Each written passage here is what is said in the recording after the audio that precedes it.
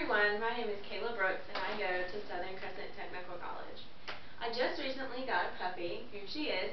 Her name is Chloe, and I've been researching and talking to people about how to properly train your puppy, and I'd like to share it with y'all. One big thing when training a puppy is making sure you get a crate.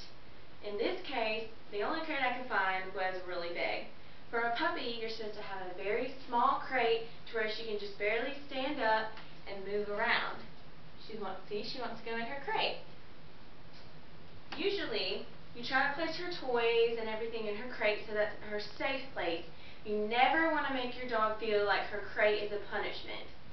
This crate comes with a little divider, and you put the divider in there so it's smaller and it can grow with her, so it saves money yet she still feels secure. One thing very important is house training.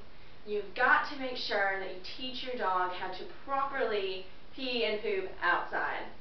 We're still working with that with Chloe, but she is doing okay. One thing that the dog trainer, Vicki Bedingfield, told me is to, at night, when you put her in there, you've just got to put earplugs in because she will cry and cry and cry for minutes on end. But she'll finally calm down and you can leave her in there. Now, in the middle of the night, when she wakes up and whines, that usually means that she needs to go out. That's another way to potty train her. You've got to make sure you use the same words. You've got to be consistent. If you want to say, do you want to go out? Do you want to go outside? Do you want to go pee-pee-poo-poo? Whatever you say, you've got to say the same thing every time till she understands what to do. Usually, it takes 2 to 3 weeks to properly train a dog in a crate. Another thing about how to train a dog is to teach her to not bite everything. Dogs love to chew everything, all the wood, all your blankets, all your shoes especially, even your clothes. I know some people, their dogs eat their clothes and they find them later in the yard. With this puppy, I do not want that to happen. One thing that dog trainer Tierney Smith told me is to, when she is biting something, don't hit her because she will not understand. She thinks you're playing with her, so she'll keep biting whatever it is that she's biting. What you do is you simply tell her no, and you give her one of her toys, and then when she starts chewing on that, you reward her like, good girl, Chloe, or however you reward your dog with a treat or whatever. You never, ever buy string toys. They have these toys, like this one, that has rope on it.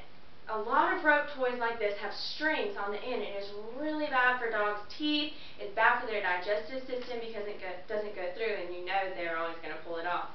So a toy like this where she can chew on the end, and it squeaks, and she can chew on the rope, it's safe for her teeth, and like I said, keeps her from biting other things.